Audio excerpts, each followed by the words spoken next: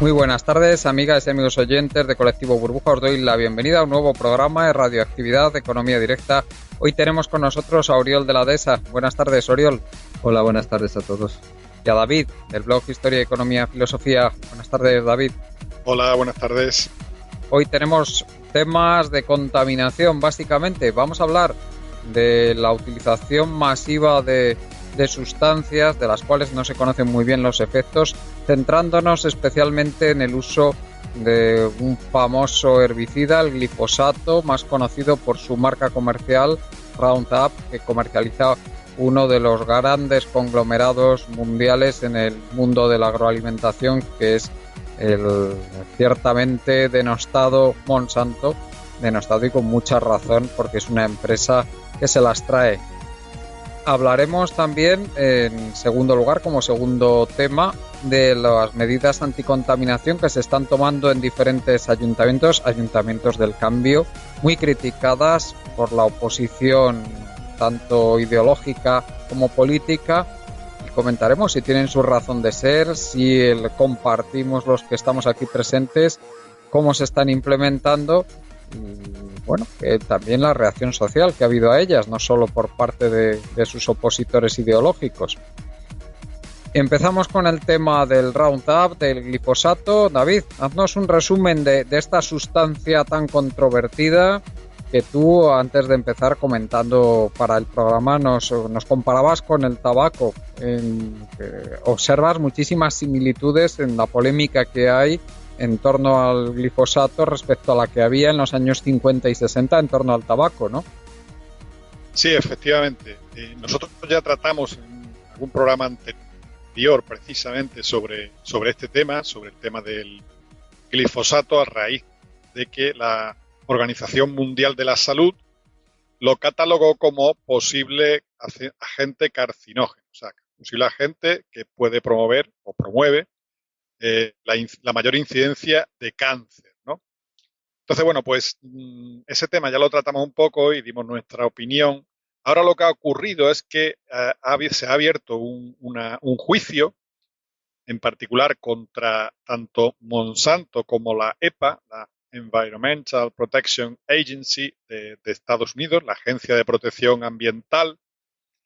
Es un juicio que se está celebrando en California, presidido por el juez Vincent Chabria, y bueno, que ha salido a la luz una serie de documentos, declaraciones, cartas, etcétera, incluso correos internos de Monsanto, que me recuerda un poco lo de Wikileaks, ¿no? Como ocurre un poco con todos estos temas, siempre hay personas de dentro que son incapaces de soportar lo que se está haciendo, ¿no? Y de alguna manera pues se filtran bastantes cosas. Efectivamente, en este caso, cuando uno analiza lo que ha aparecido, es siempre un patrón bastante similar de funcionamiento, ¿no? O sea, cómo las empresas, digamos, de ese mundo, las que hacen negocio con esos productos, en primer lugar, hacen una compra masiva de laboratorios y de científicos de prestigio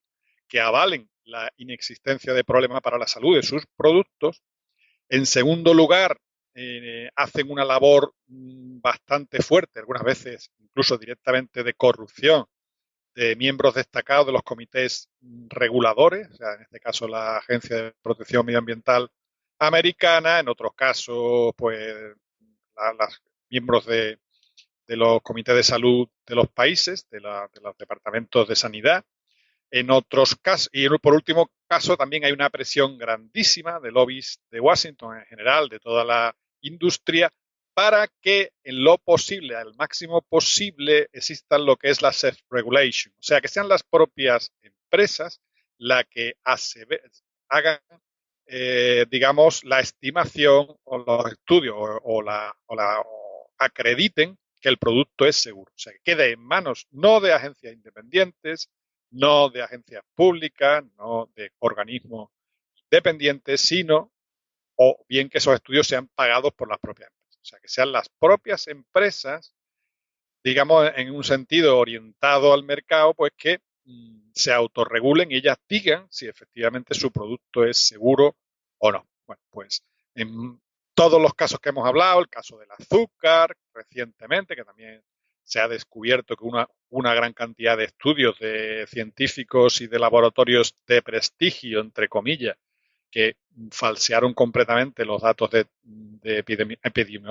epidemiológicos y de impacto en la salud en todos los sentidos. Bueno, eso se ha quedado clara y manifiestamente que ha habido un cártel, una mafia dedicándose a eso. Ahora pues tenemos el caso del Roundup. En este caso, lo que ha salido es en virtud de ese juicio, donde ha habido una demanda por parte de más de 1.000 agricultores que han desarrollado un cáncer que se llama linfoma no Hodgkins. O sea, es un caso es un cáncer de la sangre, que es un tipo particular, que hay varios tipos, pero bueno, parece ser que es un tipo particular. Y bueno, pues hay una gran incidencia entre personas, básicamente en este caso han sido los usuarios, ¿no? No han sido tanto de las personas que han podido consumir los productos alimenticios, sino los que lo han utilizado en sus plantaciones, en sus campos, etcétera, sus cultivos, ¿no?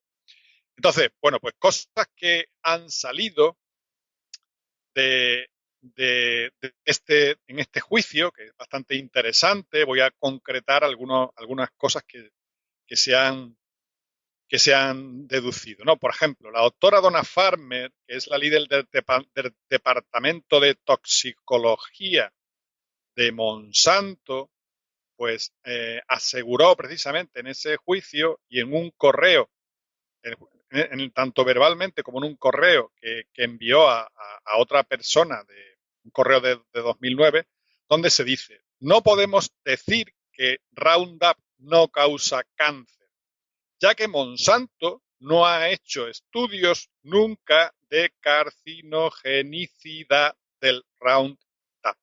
Es decir, Monsanto nunca ha probado la carcinogenicidad del Roundup, ¿vale? Entonces, por otro lado, aunque parezca mentira, la EPA no requiere en la evaluación de seguridad de los productos, de salud sanitaria, de seguridad alimentaria de los productos, que se pruebe el producto completo, sino solo el ingrediente activo, que en el caso del Roundup es el glifosato. Entonces, y además la EPA no hace, digamos, investigaciones propias, no encargan investigaciones propias, sino que solo revisa las investigaciones que le entrega la industria. Bueno, eso ya indica un poco el bajísimo nivel de exigencia que tiene la Agencia de Protección Medioambiental, que es la encargada de asegurar la seguridad alimentaria, por ejemplo, la seguridad química de los componentes que se usan. Entonces, en el año 2015, esto viene todo, además, porque en el año 2015 la Organización Mundial de la Salud hizo un estudio independiente, este que hemos hablado ya en otro programa, donde aseguraba que el glifosato es muy probablemente un agente cancerígeno potente. O sea, salió la noticia, entonces eso ya hizo saltar las alarmas en Monsanto, en todo el sector, porque hay más fabricantes de alguna manera que usan herbicidas en base glifosato, al respecto, ¿no? Entonces había un correo que se menciona, un correo del 19 de febrero de 2015, un correo interno de Monsanto que ha salido en el juicio, en que hay una persona que se llama William Haydens, que es el responsable del tema de toxicología, la doctora Donna Farmer, donde él dice textualmente en ese correo que para desacreditar el estudio de la Organización Mundial de la Salud, en vez de gastarse más de $250.000 en estudios sólidamente acreditados de varios laboratorios, la idea sería ghost write, que significa en inglés, textualmente es escritura, o literalmente es escritura fantasma, o sea, básicamente redactar el estudio y hacer que los expertos, una serie de expertos seleccionados cuidadosamente, lo firmen. O sea, eso es un correo interno donde el jefe del departamento encargado de estos temas de Monsanto se lo dice a la doctora del responsable del departamento de toxicología, Donna Farmer, que antes mencioné que nunca habían hecho ningún estudio. Ella decía que nunca, y afirmaba que nunca Monsanto ha hecho un estudio de carcinogenicidad. Entonces, bueno, pues ahí se menciona un poco cuál es la idea detrás de cómo funcionan estas empresas. O sea, nosotros vamos a escribirle, los científicos que tiene Monsanto, vamos a escribirle lo que tienen que firmar abajo una serie de expertos cuidadosamente seleccionados por el sector, bueno, que todos conocen en ese mundo. Entonces, uno de los aspectos también que aparece perfectamente claro en este juicio es otro correo donde aparece implicado la persona el responsable de la EPA, de la Agencia de Medio Ambiente Americana, un tal Jess Rowland, que es el responsable, uno de los responsables de la Oficina de Seguridad Química y Prevención de la Polución, y además es miembro destacado de la Cancer Assessment Review Committee, o sea, el comité encargado de revisar y establecer el impacto en los temas de cáncer. Este señor se llama Jess Rowland. Bueno, pues hay un correo del 28 de abril de 2015 de Daniel Jenkins, que es un lobista de Monsanto en Washington, donde precisamente habla de que en conversaciones con el tal señor Rowland, este hombre garantiza que va a literalmente evitar, o sea, to kill any potentially damaging research, o sea, que va a matar cualquier investigación que potencialmente pueda dañar la reputación del Roundup. Pueda dañar su negocio. Vamos. Efectivamente. Este hombre es un alto responsable de la Agencia del Medio Ambiente, ¿no? Además, ha salido ya, por si fuera poco, estos correos que hay internos donde se detalla perfectamente en qué punto de vista y cuál va a ser la forma de actuar del tal Jess Rowland, que ha sido consistente con todo lo que ha ocurrido durante todos estos años, totalmente consistente con esos correos, porque es efectivamente lo que ha hecho. Hay una carta de una doctora de la EPA, de la Agencia del Medio Ambiente. Esta doctora se llama Marion Copley, es una investigadora con más de 30 años de carrera en la Agencia del Medio Ambiente, que en el año 2013 envió una carta al infame señor Rowland, donde ella dice específicamente lo siguiente. Dice, la doctora Copley dice que el Roundup, en los estudios que ella ha hecho, produce no menos de 14 efectos negativos para la salud del glifosato, que está ya documentado y se conoce que son responsables del incremento de la incidencia del cáncer de linfoma. Según la doctora Copley, todos y cada uno de los mecanismos, de cada uno de estos 14 mecanismos se conocen que pueden causar tumores, y el glifosato produce los 14 mecanismos. Entonces, en esa carta, al final, pide al señor Rowland que la EPA clasifique al glifosato como agente cancerígeno, porque es esencialmente cierto que el glifosato causa cáncer.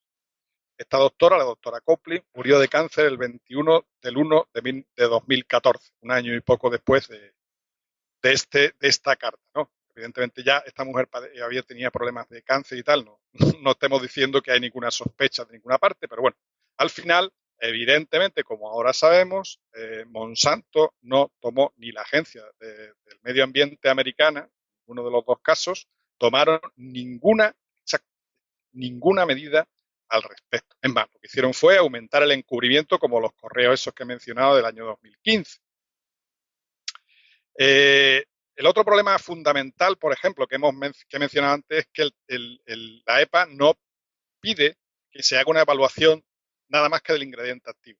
En el caso, por ejemplo, del Roundup, y eso se ha visto en otras investigaciones que se han hecho al margen, el caso del Roundup es que los agentes surfactantes que contiene son agentes que se le añaden al Roundup porque uno de los factores claves para que funcione es que tiene que penetrar la membrana celular y la cutícula de las hierbas, en este caso de las plantas, ¿no? Entonces es muy importante para mejorar la absorción celular una serie de compuestos surfactantes que precisamente permiten bajar la tensión superficial y que se cuele por todos y cada uno de los tejidos, etcétera, de los seres vivos, ¿no? Entonces, lo que se dice en otro tipo de investigaciones que también han salido en este juicio es que el efecto combinado del glifosato con los otros elementos activos, o no, teóricamente no activos, pero que ayudan a la actividad, incrementa muchísimo precisamente el factor toxicológico del producto. O sea, que aumenta o disminuye, mejor dicho, disminuye la cantidad de dosis que empieza a ser tóxica para los organismos y que crea los problemas, entre otros, los de mayor incidencia de cáncer que sospechaba o que afirmaba la doctora Copley, ¿no? Entonces, bueno, pues el problema es aún mayor.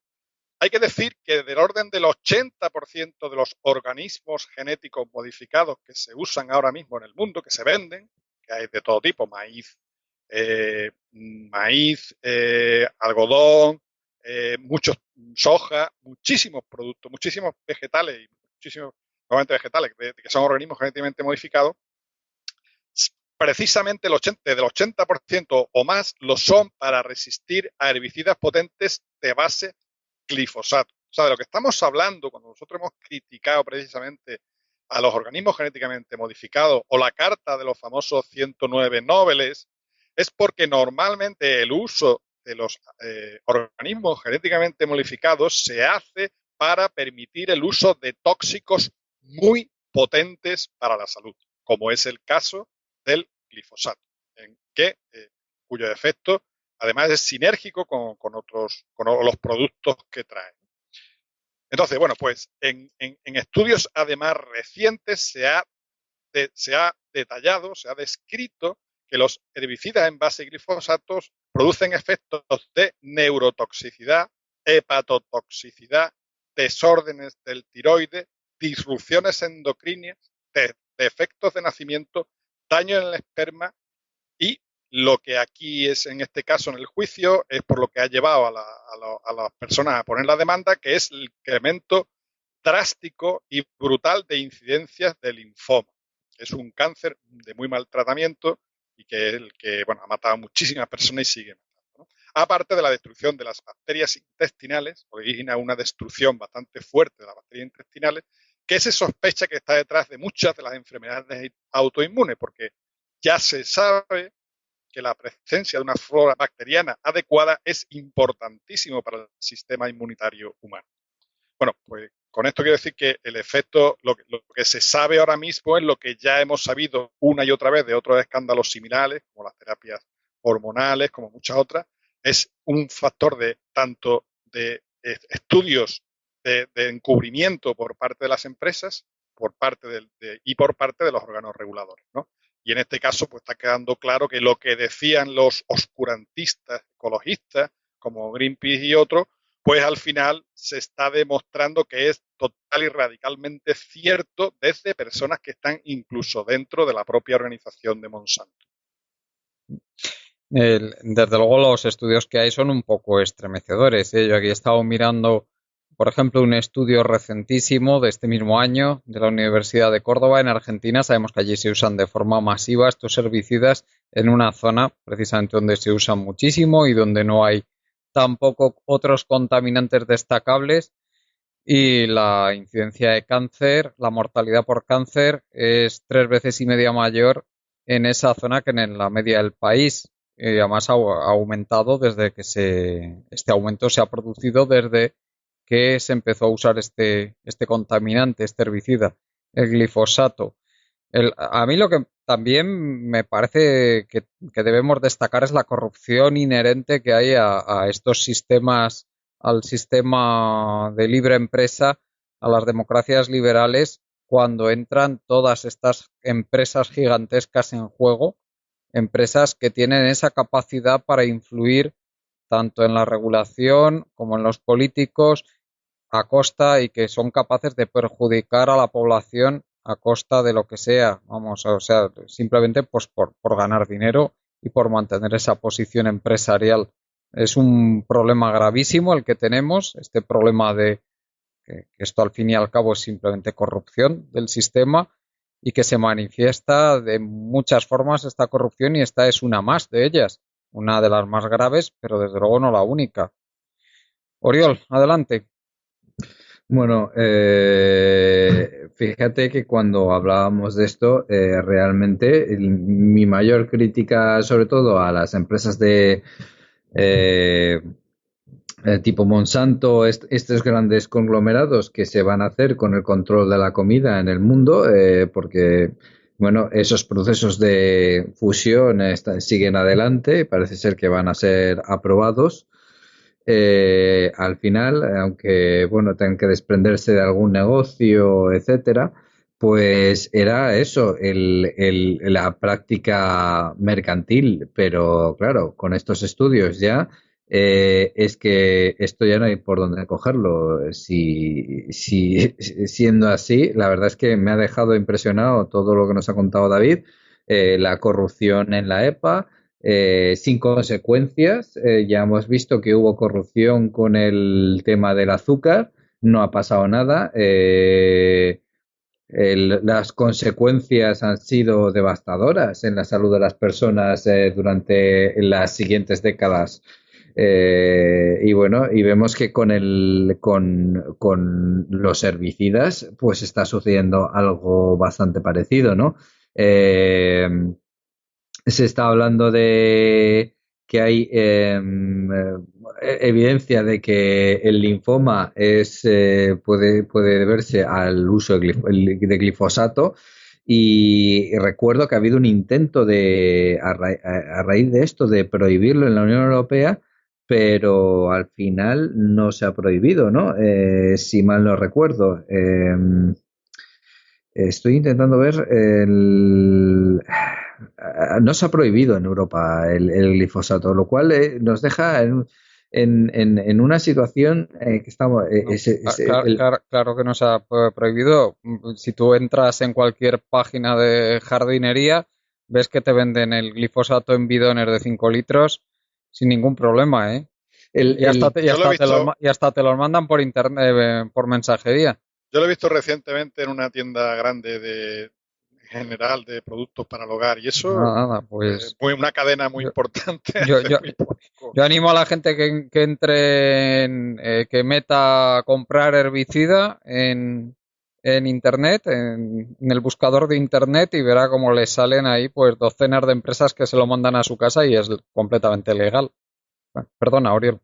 Sí, no, es añadir que esto al final es un claro indicador de toda la tendencia esta mundial a debilitar a los estados, a debilitar a que las grandes corporaciones están tomando el control de nuestras vidas. Realmente lo que votamos es cada vez tiene menos contenido, porque realmente los temas importantes, en vía de estas corrupciones, estas corruptelas, esta práctica de los lobbies, etcétera, pues consiguen, aparte de grandes beneficios, consiguen imponernos, pues bueno, consiguen grandes beneficios gracias a ello, ¿no?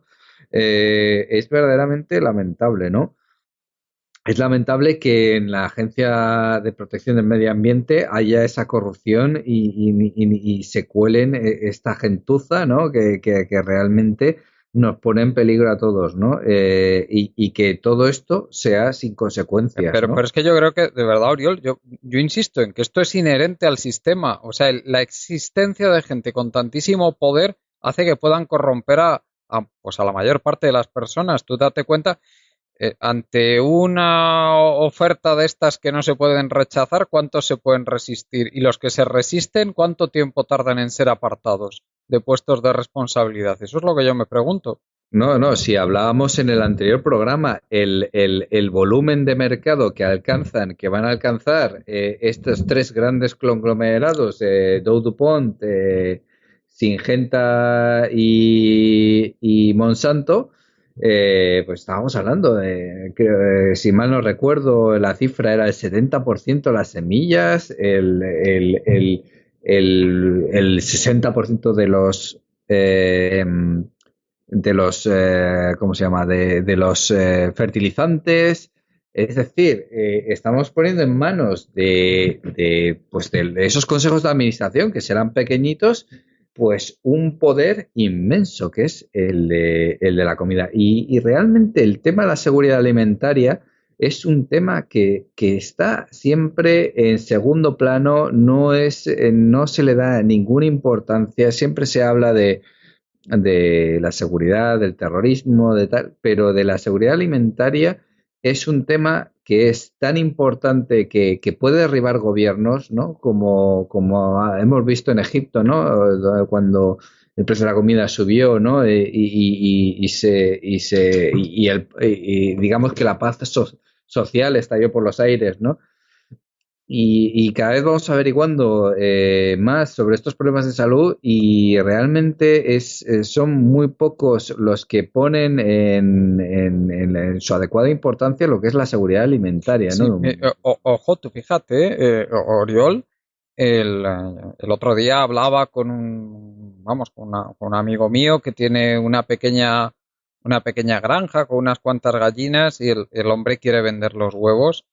Y bueno, por el tema de la supuesta seguridad alimentaria le piden toda una serie de requisitos, de análisis, de controles, que son prácticamente inasumibles, pues eso, para una persona que va a vender a lo mejor 2 docenas de huevos al día, ¿sabes? Evidentemente no, al Sí. final no lo puede hacer, ha tenido que renunciar y luego, sin embargo, se encuentra uno, es que ocurren estas cosas, ¿eh? Temas muchísimo más graves como esto que estamos hablando del glifosato y sin embargo, pues las agencias de seguridad alimentaria se lavan las manos, miran para otro lado. ¿Por qué? Porque son tremendamente poderosas las empresas que hay detrás y no son pues un chaval que no tiene recursos económicos y que simplemente lo que quiere es intentar sacarse unos eurillos extra, pues aprovechando que ya tiene ahí sus gallinas en su casa. ¿Eh? Ojo.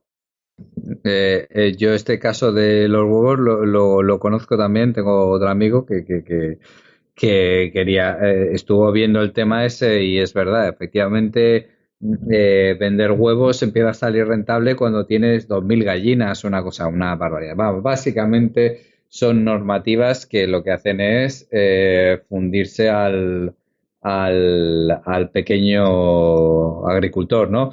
Necesitaban un análisis de sangre de la mitad de las gallinas o algo así, y en cambio si tienes una explotación de 2.000 solo con 2 gallinas ya te vale.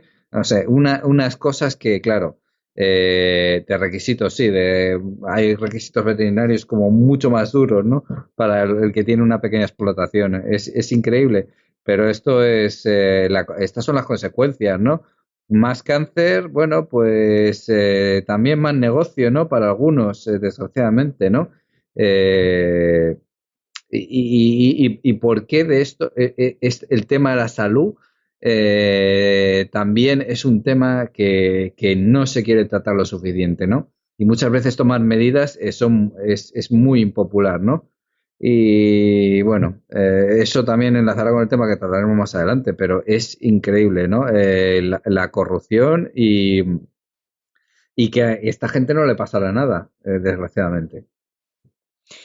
David, que esto, desde luego, lo que dice es que nuestro sistema de organización social tiene un problemón y gordo, ¿eh? Es la conclusión que podemos sacar de estos problemas. Sí, efectivamente. Esto es un síntoma más de una serie de problemas que tenemos, que son gravísimos en todos los sentidos. Y bueno, lo que ha comentado Oriol, ¿no? Ahora mismo toda la legislación, todas los las toneladas de papel o de normativas, los cientos o millones de líneas de normativas, está completamente diseñado para que sirvan de barrera de entrada. En realidad, y se ven en este y en miles de casos más, no están pensados para conseguir la seguridad de las personas, la calidad de los alimentos, sino básicamente está diseñado como una barrera de entrada. O sea, si ahora, como habéis comentado, el amigo tuyo, Juan Carlos, vende 4 huevos y por lo que sea alguno coge una diarrea o tiene alguna cosa, esa persona pues se ve enfrentado, no sé, a lo mejor hasta va a la cárcel, ¿no? En cambio, estos ejecutivos ahí de Monsanto, si han hecho o han aumentado la incidencia de cáncer un 40, un 50 o 300%, como se menciona en los artículos, pues a esta gente no les va a pasar absolutamente nada, ¿no? Tienen una responsabilidad a lo mejor civil, han cumplido las normas, han hecho su análisis y al final pues se quedará absolutamente nada. Básicamente, la mayor parte de la legislación vigente en estos temas es para efectivamente perseguir al pequeño y machacar al pequeño y beneficiar al grande. Cuanto más aumenta las estructuras burocráticas y se hacen supranacionales o los famosos acuerdos de libre comercio, todo se debilita. O sea, uno de los caracteres que tenía el TTIP y todo el resto de acuerdos de libre comercio internacional es precisamente que cualquier Estado, sea por ejemplo si en la Unión Europea hiciera un estudio epidemiológico independiente, que no lo ha hecho y no lo va a hacer, pero si lo hiciera, y al final la conclusión fuera que ese producto es cancerígeno, no podría. O sea, tendría que litigar en un juez internacional que dirimiría si quien tiene razón es Monsanto o la Comunidad Económica Europea. O sea, no pierde la responsabilidad de proteger a sus ciudadanos, básicamente, en este caso, ¿no? Como esto, en muchísimos casos. El tema en general de todos los organismos genéticamente modificados que ya hemos hablado, etcétera. Eso es otro de los factores perniciosos de la tendencia al aumento de los grupos multinacionales, el libre comercio, los acuerdos de libre comercio y las estructuras supranacionales, ¿no? En el caso de otros muchos casos ocurre algo parecido. Y bueno, pues efectivamente hay un problema gravísimo, hay un problema precisamente de dar que la autorregulación del mercado, ya lo vimos en la crisis de 2008, ¿no? Donde ahora ya hay con Trump, por ejemplo, que pretende todavía desmontar más con la ley Glass-Steagall y todo lo demás, todo lo que en un momento dado puede limitar el impacto negativo de las crisis financieras, en fin, lo que en general se ha estado haciendo, ahora pues parece que incluso más, ¿no? Es evitar cualquier control público y, en cualquier caso, al haber estructuras supranacionales, ahora todavía es mucho más fácil comprar a las personas encargadas de los organismos de regulación. O sea, si antes habría que comprar a 15 o 12, en el caso de la Unión Europea, 25 personas para que pasen por el aro, algunos no pasarían, pues ahora básicamente se va a Bruselas, está establecido un lobby inmenso y básicamente pues un comisario o dos son los encargados de estos asuntos y son básicamente a quien hay que untar, ¿no? En el caso de Estados Unidos, pues eso está estipulado y es una corrupción generalizada el hecho de los sistemas de lobby. Entonces, básicamente, pues donde van a incidir cada vez más este tipo de empresas es efectivamente que no sean los organismos reguladores los que hagan investigaciones, que no sean nada más que las propias empresas las que digan sobre la seguridad de los productos, ¿no? Y bueno, pues ahí lo tenemos, los datos que hablamos en otro programa previo, ¿no? Un incremento en Inglaterra, que son los datos que yo he podido manejar, los de España no, del orden del 35% de incremento de la incidencia de cáncer. Sí, en las edades donde de 0 a 24 años el incremento era de más del 40%. O sea, en las edades donde no se puede justificar que sea por longevidad, que es lo que siempre se dice, no, la mayor incidencia de cáncer es porque vivimos más años, estamos muy sanos, todos llegamos a edades de 100 años y claro, pues te tienes que morir. No, la incidencia de cáncer ha aumentado dramáticamente en todas y cada una de las franjas de edad. También se dice, es porque ahora hay más medios de diagnóstico, se previene más y se detectan más, etcétera. Mentira, en la franja entre 0 y 24 años no se hacen análisis preventivos, no se hacen análisis no sintomáticos, o sea, asintomáticos. Es una causa inherente de nuestra forma de vida. El otro día, de hecho, me leí un artículo que hablaba que habían hecho una investigación sobre las momias de Egipto donde básicamente la mayor parte, un estudio de miles de momias de Egipto que habían hecho paleoantropólogos con médicos, donde prácticamente están libres de cáncer. O sea, es como si el cáncer es una enfermedad reciente. O sea, una buena parte del impacto del cáncer es algo reciente. Y básicamente la sospecha fundamental son los cientos de miles de sustancias químicas que hemos liberado recientemente, se puede decir, por la época de la revolución industrial hasta ahora, en cantidades masivas al medio ambiente. Tendencia que se va acelerando continuamente. O sea, continuamente estamos poniendo nuevos productos químicos, continuamente estamos añadiendo más sustancias químicas y continuamente, además de los efectos individuales, hay efectos sinérgicos entre cada una de ellas, que es lo que no se estudia. O sea, el efecto de una sustancia puede ser más o menos admisible, combinado con otras muchas. Y se han hecho análisis y cualquier persona normal tiene del orden de 80.000 químicos en su saliva, ¿no? Para dar una idea de donde vivimos, ¿no? Entonces, no es de sospechar lo que está ocurriendo con la salud de las personas, donde de verdad, y eso si se investiga un poco, se dará cuenta, tenemos una crisis inmensa de salud. No una crisis a lo mejor de longevidad, pero sí una crisis de salud. O sea, la cantidad de enfermedades nuevas, desconocidas en el pasado, que cualquiera que pregunte o cualquiera que vea puede investigar que existen. Entre ellas, una de las grandes, un grupo inmenso, aparte de los cánceres, son las enfermedades autoinmunes, ¿no? Como la hepatitis autoinmune, la colitis crónica, la artritis reumatoide, la celiaquía, en fin, el síndrome de Crohn, la esclerosis lateral amiotrófica, la psoriasis, la diabetes, en fin. Hay una cantidad de síntomas de enfermedades que antes eran casi desconocidas y que ahora, bueno, pues son generalizados. Tiene un impacto grandísimo. Y creo que en gran parte está basado en el tipo de forma de vida que llevamos. Oriol, no sé si quieres comentar algo más sobre el tema este antes de pasar al siguiente, al de la contaminación. Bueno, a mí, como resumen, a mí me parece que el cáncer y todas estas enfermedades de las que ha hablado David es la falta de fertilidad, incluso otras cosas, incluso la obesidad, etcétera, son males de nuestro tiempo, ¿no? Son síntomas de una sociedad que también, en cierto modo, está enferma, ¿no? Y eso se muestra en que estamos menos sanos, ¿no? La esperanza de vida ha aumentado, es cierto, pero habrá que ver digamos, el big picture, ¿no? El conjunto, ¿no? Cómo vivimos y cómo nos estamos desarrollando. Simplemente apuntar esto. Pues si quieres, Oriol, nos das ya a no ser que David quieras añadir algo más sobre el tema, pues nos das la introducción a todo el tema este tan controvertido de las medidas anticontaminación de los ayuntamientos, que bueno, han tenido que ser estos ayuntamientos del cambio en las grandes urbes españolas los que empiecen a introducir estas medidas, aunque ya había legislación anterior al respecto, pero no se había llegado a aplicar nunca y ahora evidentemente se está restringiendo, se está empezando a implementar una normativa mucho más restrictiva. Adelante. Sí, bueno, yo antes de ir en Irlanda he estado viviendo en Madrid unos años, ¿no? Y es el caso que conozco bien. Como poniéndonos en antecedentes, ¿no? Sobre este debate es muy interesante, ¿no? Porque se ha acusado y se está intentando llevar al terreno ideológico, ¿no? Este debate, ¿no? Cosa que es muy interesante.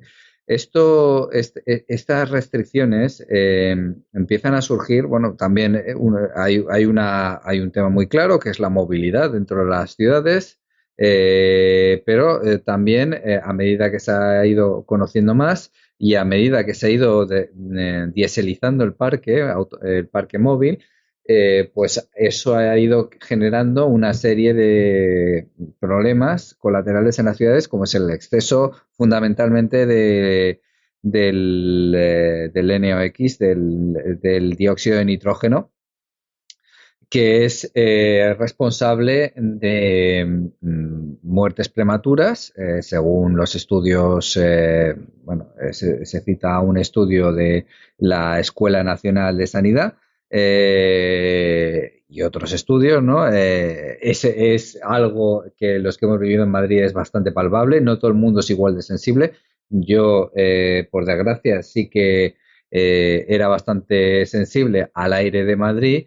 eh, Cuando iba en bicicleta, pues tenía que ir con la máscara de antipolución, ¿no? Porque incluso hacer un esfuerzo, pues hay gente que lo nota más, hay gente que lo nota menos, ¿no?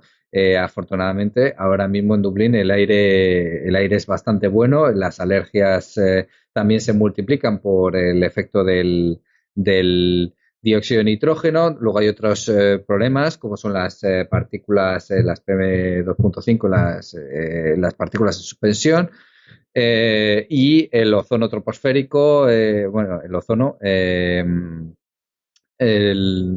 ozono troposférico no, el ozono, digamos, a baja altura. Bueno, todo esto está generando una serie de problemas. No estamos ya hablando de cambio climático. Estas medidas entran, no es por el cambio climático, es por el tema de estas partículas de suspensión, del dióxido de nitrógeno, etcétera, ¿no?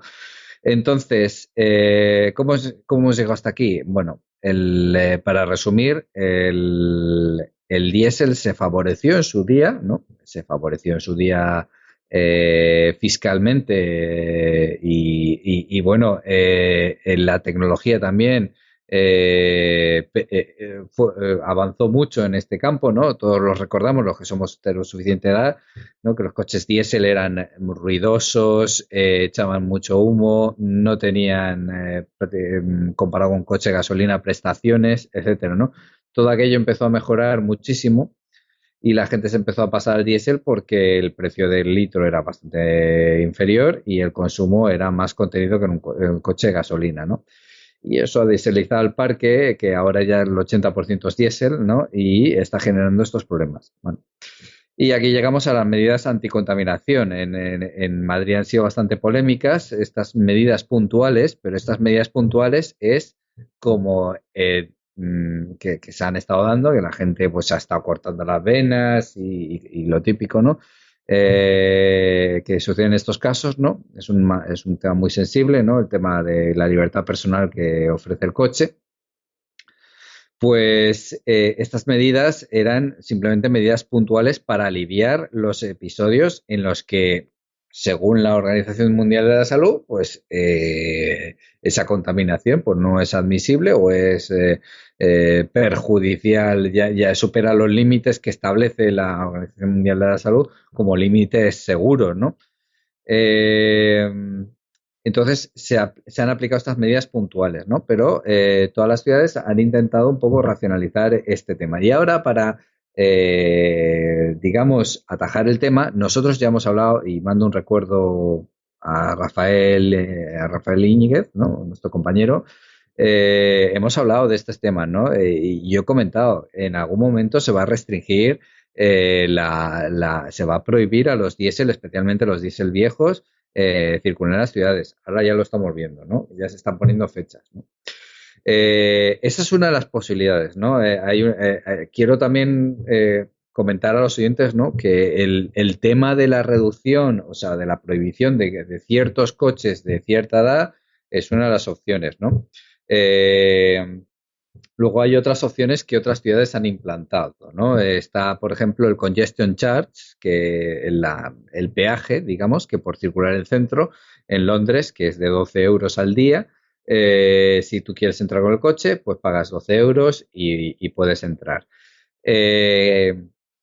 Como podemos deducir, pues al final parece que se promociona que los ricos puedan viajar por la ciudad y los pobres no, pero esto es lo que hay. Hay otras opciones, ¿no? Hay opciones, la más radical es probablemente la que va a tomar Noruega, en Oslo, va directamente a prohibir los coches de combustión en el año 2020. De hecho, he leído que en Noruega ya el 30 y pico % de las matriculaciones ya son de coches eléctricos, ¿no? Porque esta prohibición ya la conocen desde hace tiempo, ¿no? Y la gente está renovando el parque hacia vehículos con distintivo verde, que yo los he visto en otras ciudades de Europa, van con una pegatina verde, este coche pues es de bajas emisiones, etcétera, ¿no? Eh, Se está renovando el parque hacia estos vehículos, ¿no? Hay otras opciones también, creo que en Italia, si mal no recuerdo, no se restringe específicamente por edad de los coches, que yo sepa, pero sí que hay una restricción al número de veces que un residente se puede mover. Hay un peaje y al mismo tiempo, si mal no recuerdo, el residente tiene un número de días en el que puede usar el coche y más allá de eso tiene que pagar peaje como todos los demás, ¿no? Creo que son 40 días o 40 viajes en el centro, o si mal no recuerdo, al año que tiene un residente para moverse por la ciudad, ¿no? Bueno, en conjunto, en la opción que están apostando Madrid, Barcelona, París también, París, el que haya ido a París, uno respira el aire de París, qué bonita la Torre Eiffel, pero según nos empieza a poner morado, porque el aire es verdaderamente horroroso en París. Yo pensaba que Madrid era lo peor, pero tengo que decir que París no le anda nada a la zaga, incluso diría que hasta peor, ¿eh? El aire, quizás es las épocas que he coincidido, el aire es verdaderamente terrible en una ciudad tan bonita y tan turística, pues uno prácticamente tiene que ir con máscara de oxígeno para moverse por París porque el aire es verdaderamente asqueroso. Eh, bueno, el caso de Barcelona lo tiene un poco mejor porque tiene un lado que va al mar, ¿no? Y entonces pues ahí no tiene el problema que a lo mejor puede tener Madrid, ¿no?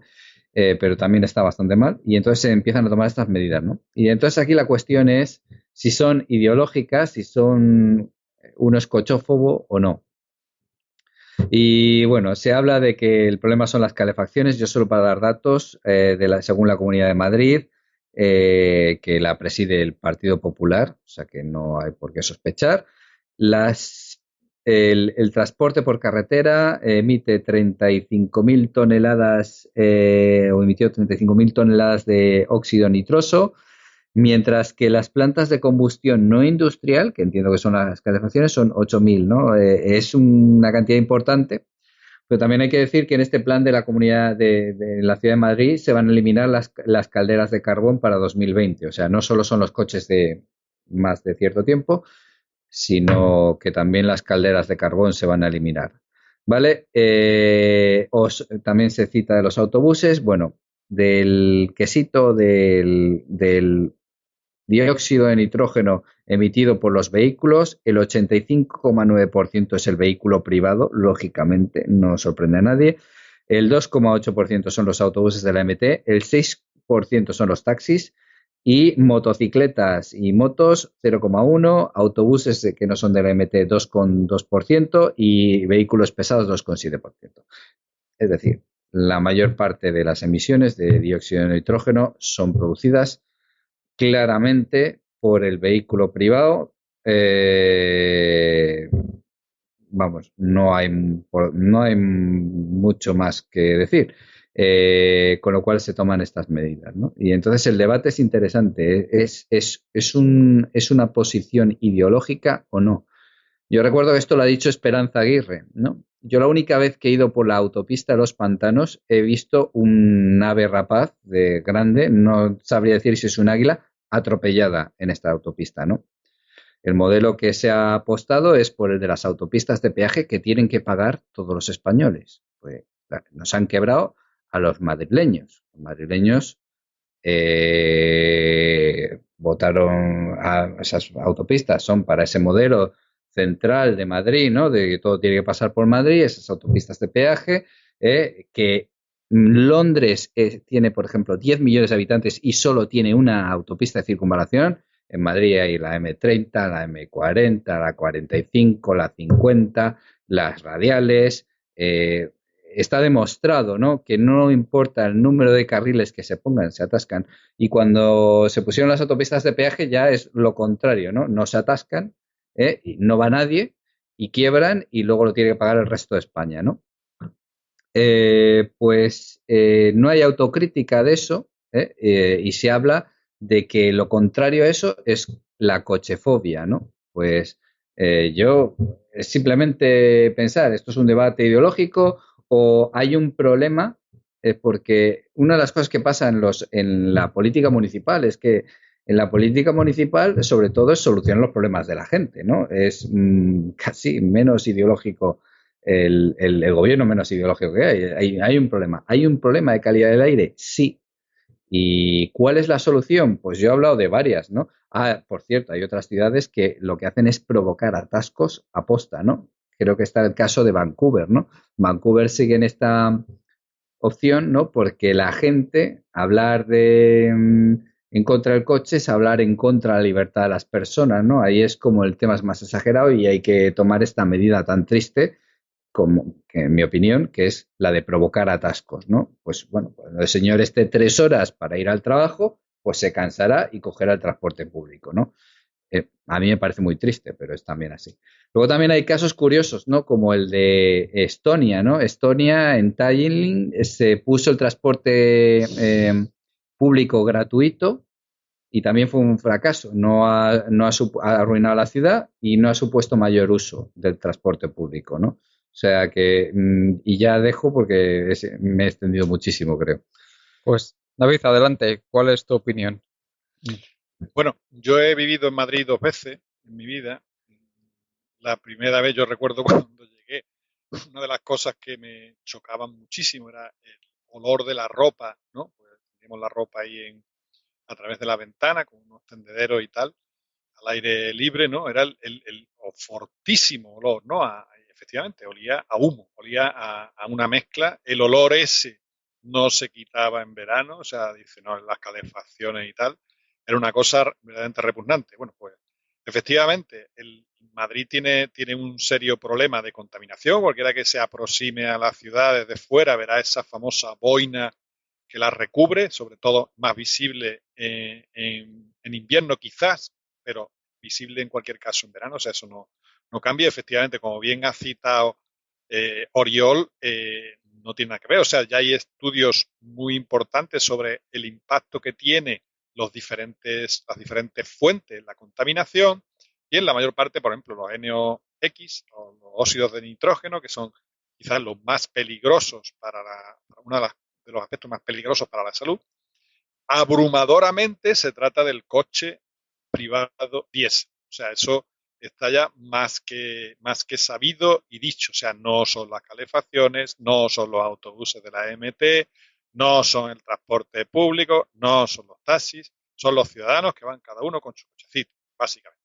Entonces, bueno, pues el otro aspecto que ha mencionado también es que, bueno, parece que Madrid ha inventado la rueda, ¿no? Bueno, pues, por ejemplo, Estocolmo inició la política de limitación de tráfico del centro, tráfico rodado del centro de la capital, en 1996. Y, de hecho, en 2007 se hizo un referéndum a los ciudadanos donde abrumadoramente aprobaron esa medida, ¿no? El hecho de que de hecho, lo que Estocolmo, que también he estado bastantes veces allí, por la empresa que estuve antes trabajando, hay una zona de control donde hay un área incluso de pago para determinadas zonas. O sea, no se restringe a lo mejor. Claramente lo que se hace es, digamos, cobrar dinero y además pues limitar un poco a determinados vehículos que no tienen una determinada calidad de aire, ¿no? En cuanto a sus emisiones, ¿no? Pero vamos, hay 220 ciudades en Europa que tienen restricciones a la circulación por temas de contaminación. ¿Vale? Por temas de contaminación, básicamente. O sea, hay muchísimas ciudades de Londres, París, Atenas, Bucarest, o sea, tanto de países, digamos, de primera línea como de otro tipo. O sea que no se trata de un tema que de pronto, el problema es que en España esto no se ha hecho antes, pero por motivos precisamente políticos. O sea, no es que ahora se esté haciendo por motivos políticos, es que antes no se había hecho por motivos básicamente políticos, porque entre otras cosas, toda la estructura urbanística se ha diseñado alrededor del vehículo. O sea, todo lo que se ha hecho, entre otras cosas, eso, las grandes urbanizaciones fuera de la ciudad, con unos sistemas de transporte urbano penosos, porque en toda la gran burbuja inmobiliaria que hemos vivido, lo que desde luego no se ha hecho es una planificación urbana medianamente decente, o sea, para promover un acceso con medios de transporte público a todos los grandes pelotazos urbanísticos que se han hecho. Bueno, sí, hubo una desviación del AVE para que cuadrara con los terrenos de una famosa política de la Comunidad de Madrid. Eso sí ha ocurrido. Pero bueno, en general no se ha hecho nada por, digamos, dar otro tipo de servicio. Todo ha sido basado donde, bueno, pues como ya hemos dicho en alguna otra ocasión, el tema de las autopistas, etcétera, bueno, hay muchísimo dinero, muchísimas mordidas y muchísima corrupción detrás de todo lo que se ha hecho en los temas de obra pública, ¿no? Que es otro de los grandes males que hemos tenido con las redes infladas de AVE, con las autopistas que no circula nadie, en fin, con todas las barbaridades, los aeropuertos vacíos, etcétera, que ya hemos tratado ya en otros programas. Entonces, pues, básicamente todo se ha montado así. El tema este es que es, además de legislación europea, o sea, es que cualquiera podría en un momento dado incluso demandar al gobierno de Madrid o de otras ciudades por el hecho de no cumplir las normativas. O sea, cuando la calidad de aire es dañina para la salud, y puede dañar la salud de las personas, los poderes públicos están obligados, igualmente que las empresas que tienen sus límites de emisiones, por ejemplo, y tienen muchas veces monitorizados sus emisiones al exterior y tienen que cumplir con unas cuotas, pues igualmente las ciudades, los poderes públicos tienen la obligación de limitar o de evitar el daño a la salud de las personas, o sea, deben de tomar medidas. Aquí esto todo es muy impopular, todo lo que limite la libertad, entre comillas, pues suena a eso, a comunismo, a arcaísmo, en fin, a ecologeta, como a veces se les llama, ¿no? Todo esto suena muy mal todo, pero lo cierto es que a la gente se le daña la salud. O sea, no por hecho que no lo hagamos, al final el óxido de nitrógeno no se emite o las partículas no se meten y acaban afectando gravemente a la salud de muchas personas. Algunas personas, por ejemplo, que tienen especial sensibilidad lo notan muchísimo más, como pueden ser los asmáticos, los niños con alergia, etcétera, y otras personas, pues el daño es acumulativo y a largo plazo, ¿no? Ya hay estadísticas que son lamentables de cómo va incidiendo toda esa contaminación sobre las personas a largo plazo. Entonces, también podríamos preguntarnos por qué de la dieselización, que es otro de los problemas que tiene España. O sea, hay otros países, en España creo que se consume del orden de 5 o 6 veces más diésel que gasolina en general. O sea, el diésel se produjo una dieselización progresiva, no solo en España, sino en el resto de Europa, básicamente por la mayor competitividad que tienen los fabricantes de automóviles en ese segmento, ¿no? Porque por ejemplo, pues hemos hablado del tema de Volkswagen y el falseo de emisiones, etcétera. Bueno, parece ser que es algo generalizado, ya no se habla. Es otro de los temas, por ejemplo, que hemos hablado del tema de Roundup, pero bueno, en el tema este, aquí en Europa, bueno, pues cómo se ha cubierto completamente ya es un tema que ha podido producir, digamos, enfermedades masivas para muchísima parte de la población y eso ha quedado completamente cubierto. O sea, ya no se habla de las emisiones de los coches del falseo de Volkswagen o del resto que todos, absolutamente todos, han falseado las emisiones, ¿no?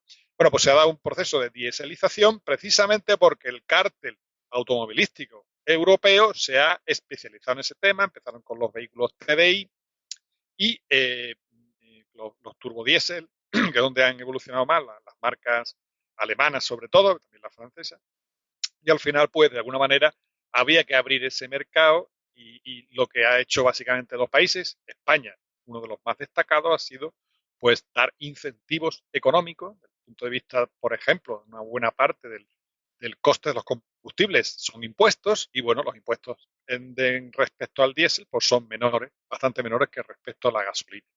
Incluso a pesar de que a veces perjudica, por ejemplo, la estructura de producción de las refinerías, que se ven obligadas, por ejemplo, entre comillas, a exportar gasolina y a veces a importar diésel por el desequilibrio tan grande entre la demanda interna y lo que el proceso productivo del petróleo permite.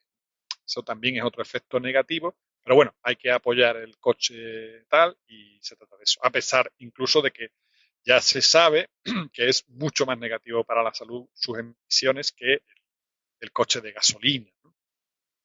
Y bueno, pues un poco tenemos los mismos problemas o similares de los que hemos hablado. En este caso, claro, la costumbre de utilizar el vehículo privado y por otro lado, la manera en que están, hay una parte de las personas que básicamente no toleran, les parece, no sé, mejor degradante subirse a un transporte público, les suena como acción de la libertad propia o les suena tal, como se pensaba, por ejemplo, muchos pensaban respecto a la prohibición de fumar, ¿no? La prohibición de fumar.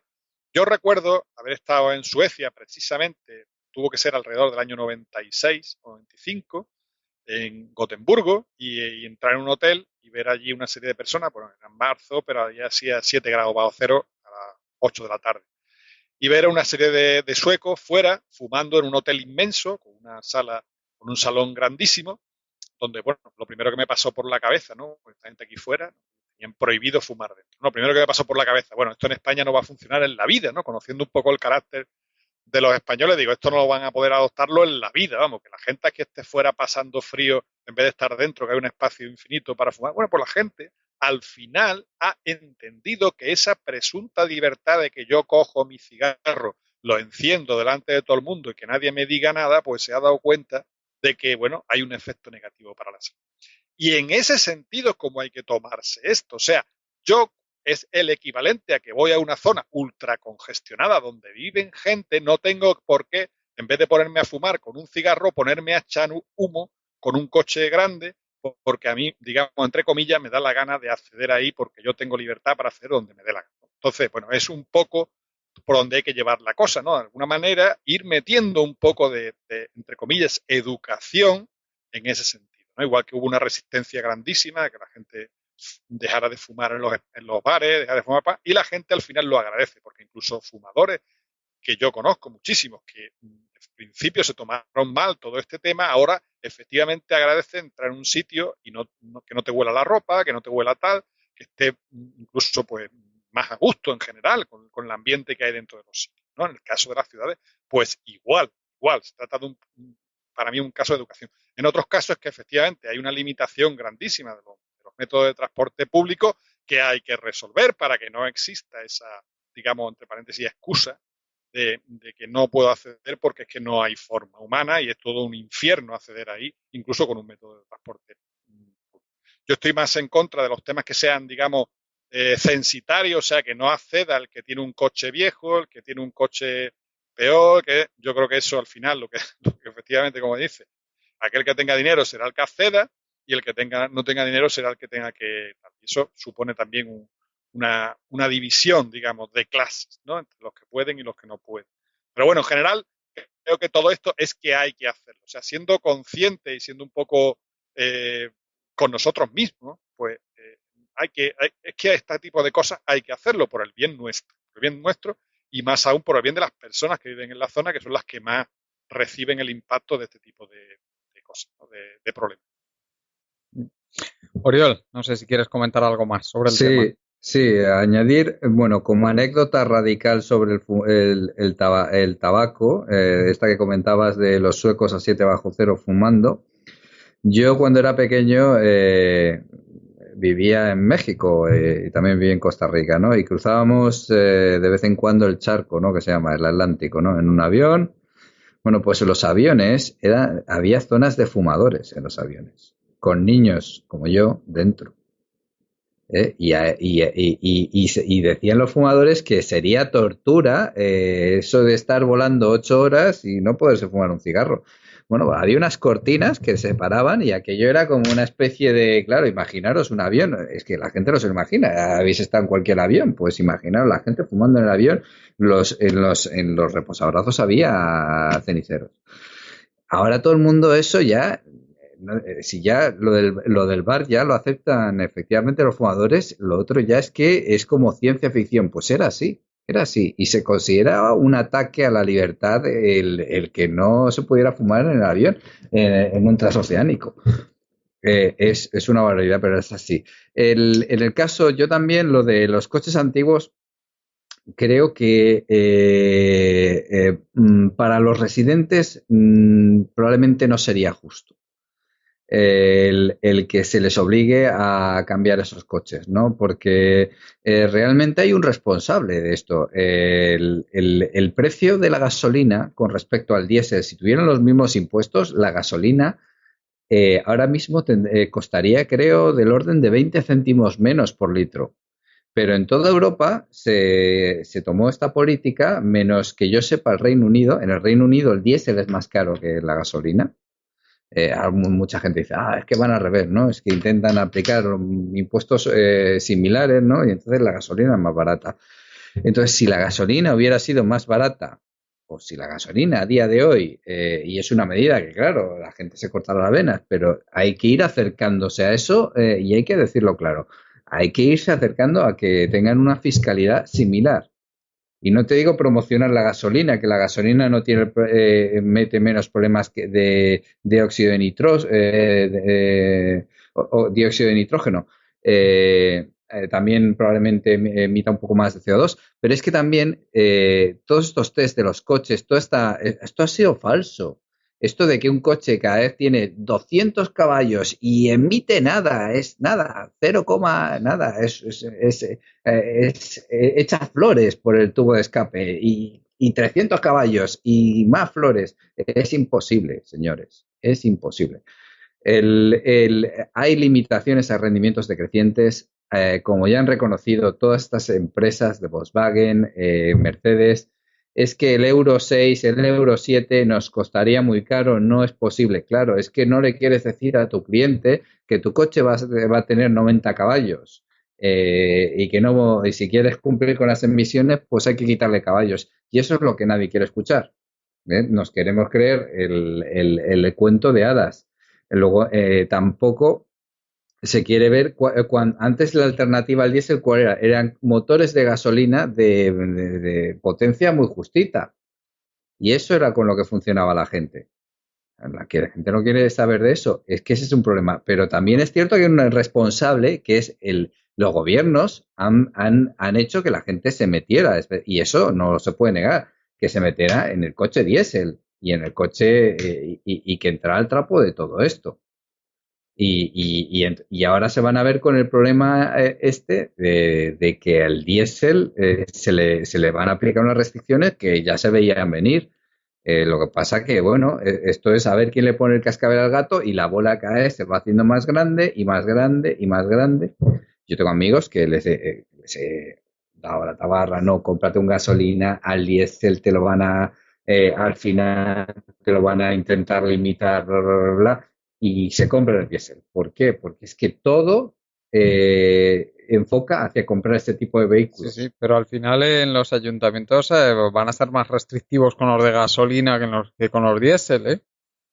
Aquí en el Bueno, eso ya ayuntamiento, sí, sí, en el lo ayuntamiento de desconozco. Madrid, por ejemplo, van a permitir entrar a los diésel que sean posteriores a 2005,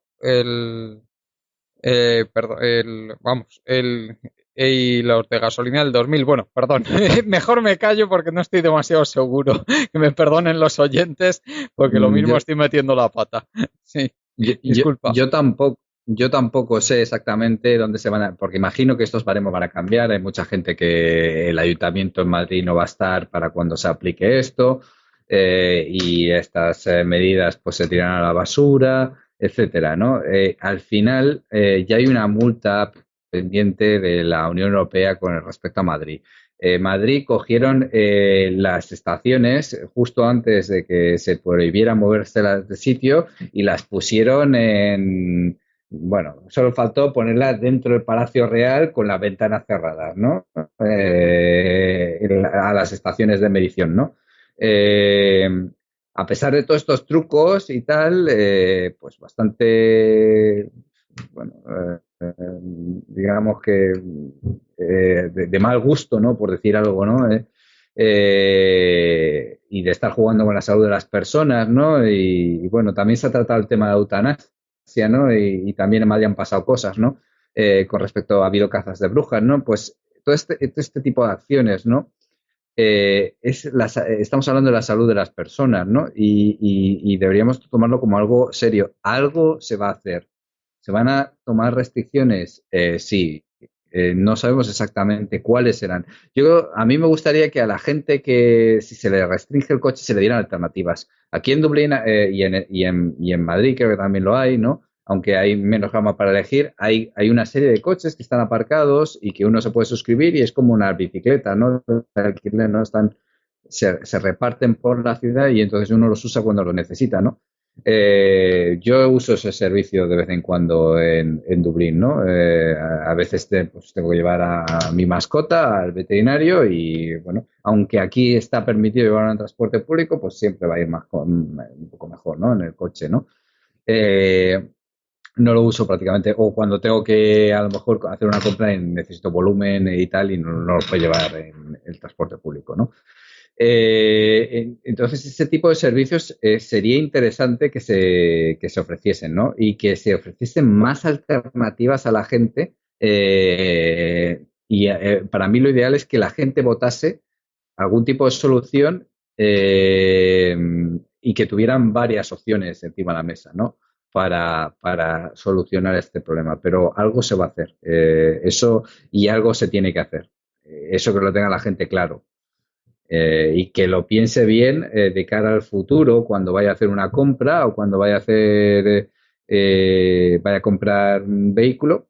Hombre, en Irlanda no hay mucho problema de eso, porque ya sé que la gente se queja mucho en España del impuesto de circulación, pero el impuesto de circulación de un todoterreno en Irlanda son unos 2.500 euros al año, ¿vale?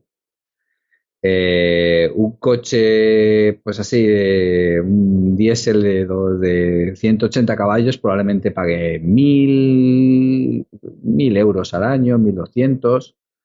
Entonces hay mucho coche de bajas emisiones, ¿no? Pues esos pagan nada más que 200 euros al año o cosas así, ¿no? Bueno, es una política agresiva para desincentivar esos vehículos muy contaminantes. Pero no sé cuál será la solución en España, pero que la gente se vaya haciendo a la idea, ¿no? El recorrido del diésel, igual que ha sido muy popular, va a empezar un retroceso muy importante por todas estas razones, ¿no? Luego también podríamos hablar del pico del diésel, ¿no? Que esto lo ha tratado Antonio Turiel muy bien en su blog. Y esto es lo que me gustaría, que la gente, pues de cara al futuro, pues se piense, que lo tenga en cuenta a la hora de tomar una decisión, como es comprar un vehículo, que suele ser una decisión bastante ineconómica, ¿no? Porque si de verdad no lo necesitas, la verdad es que mejor estar sin él, ¿no? Pero también hay que intentar hacer un transporte público rápido y eficaz, más que gratis, como he hablado antes. En España, por ejemplo, me acuerdo, sin ir más lejos, en Madrid, en la carretera a Barcelona, yo cuando he tenido que coger el autobús por la carretera a Barcelona por las mañanas, hay un tramo de 10 kilómetros que se tarda una hora en hacer. 10 kilómetros. Pues no hay carril bus. Y tenemos la autopista esta de peaje, que todo rescatada, vacía. Son para mí decisiones que no tienen sentido, ¿no? Posturas ilógicas, ¿no? Pero es un conjunto de acciones que se tienen que tomar y que se tendrán que las ciudades se tendrán que repensar, ¿no? Esos desarrollos urbanísticos desconectados, ¿no? Todo está desconectado, ¿no? Para comprar, ir al supermercado tienes que ir a tomar a vientos, ¿no? Muy lejos, ¿no? O para, yo qué sé, no puedes andar por tu barrio porque realmente no tienes nada a mano, ¿no? Muchos de estos barrios nuevos son verdaderamente absurdos, ¿no? A nivel de poderlos caminar y hacer cosas en ellos, ¿no? Y esas cosas se tendrán que repensar. Pues David, no sé si quieres comentar algo más antes de acabar.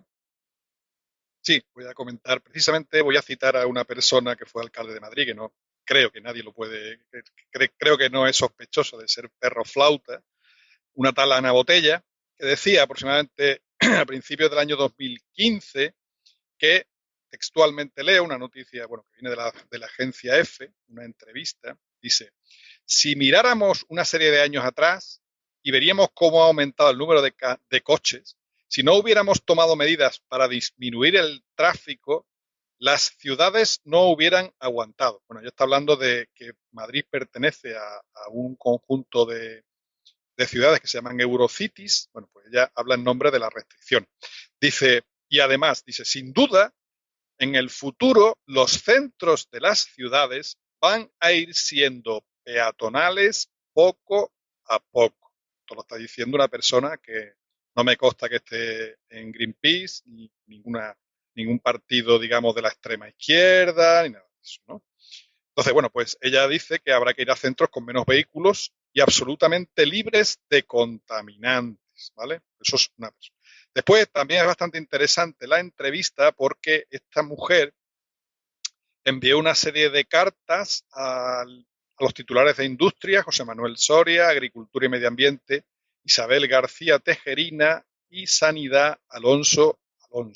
En esas cartas se hace eco de la petición remitida a la Comisión Europea por la red de ciudades Eurocities, de la que Madrid forma parte, para que se controle con un nuevo protocolo las pruebas de las emisiones contaminantes de los actuales vehículos diésel, que ahora se llaman el Euro 6, ¿no? Para que sean las reales, ya que entienden que los índices que se están obteniendo son inferiores a los verdaderos. Esto es antes del escándalo de Volkswagen de Estados Unidos. O sea, antes las ciudades Eurocities, básicamente por las emisiones, o sea, por los análisis de la calidad de aire y el número de vehículos, estaban pidiéndole a gritos a la Comisión Europea que evaluara si de verdad los vehículos diésel, porque el problema que tiene Madrid, para cumplir con la legislación europea son los óxidos de nitrógeno, cuyo causante, y eso se sabe, no son los vehículos de gasolina, son los vehículos diésel, que es donde tienen el inmenso problema. O sea, lo que me está diciendo Juan Carlos de que van a penalizar a los coches de gasolina, yo eso sí que ya no lo... No, pero que es que he bailado las fechas. En realidad penalizan a los de gasolina anteriores al año 2000 y a los diésel anteriores a 2006. Pero a los de gasolina antiguos también, anteriores al 2000. Sí, por otro problema. Pero el problema fundamental ahora mismo en cuanto a emisiones verdaderamente peligrosas que están fuera de lo que recomienda la Organización Mundial de la Salud y otras organizaciones, y la Unión Europea mismo en sus limitaciones, es precisamente los NOx, ¿no? Entonces, dice textualmente esta mujer, el contaminante que tenemos que mejorar es el dióxido de nitrógeno, y eso va unido al diésel. La Unión Europea tiene que ser exigente con los fabricantes de coches. Y además dice, la Unión Europea es muy exigente con las ciudades y muy poco con los fabricantes de coches. Es una carta remitida a los responsables de los ministerios de Industria, Agricultura y Medio Ambiente y Sanidad por la alcaldesa de Madrid del PP, por cierto. No estamos hablando de perros flautas, como se dicen ahora a los que están en los ayuntamientos de Madrid y Barcelona. O sea, este problema es largo y las soluciones ya se están apuntando porque son de sentido común. Hay dos problemas fundamentales. Uno, que no va a haber más remedio que limitar el tráfico, no va a haber, si no queremos que la gente, pues, efectivamente se ponga enferma o enferme. Y en segundo lugar, que algo habrá que hacer con los diésel o con los fabricantes de diésel, cosa que, pues, parece ser que no está ahora mismo en la Comunidad Económica Europea, supongo que por los mismos motivos que la EPA con el Roundup, por la labor, ¿no? Por proteger a sus lobbies, ¿no? Y un poco, pues, en esa estamos.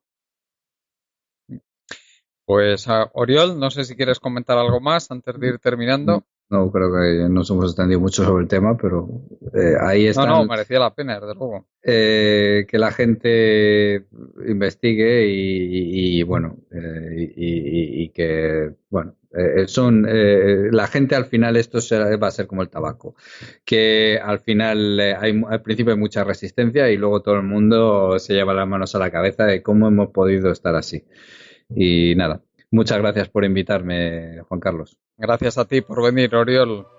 Y si no me equivoco, te pueden seguir en Twitter, ¿no? Sí, estoy como Oriol de María allí. Y nada, por ahí voy posteando cosillas de vez en cuando. Gracias. David, quieres comentar algo más, y si no, pues nada más que agradecerte tu participación como siempre y que nos digas dónde te pueden seguir los oyentes. Sí, muchas gracias por invitarme, Juan Carlos, y nada, alguna vez, aunque lo tengo bastante abandonado, escribo en un blog que se llama Historia, Economía, Filosofía. Gracias, David. Y gracias, por supuesto, a los compañeros José Manuel Corrales, Juan Martínez, Pablo Domínguez, y sobre todo un recuerdo para el compañero Ramón Ferrer, que ha tenido un pequeño percance del cual se está recuperando ya. Deseamos que esté ya otra vez a pleno rendimiento en muy poquito tiempo. Te echamos de menos, Ramón. Y sin más nos despedimos por hoy, agradeciéndoos que nos hayáis seguido, el que hayáis escuchado este programa, y recordándoos nuestra página web colectivoburbuja.org. Hasta el próximo día.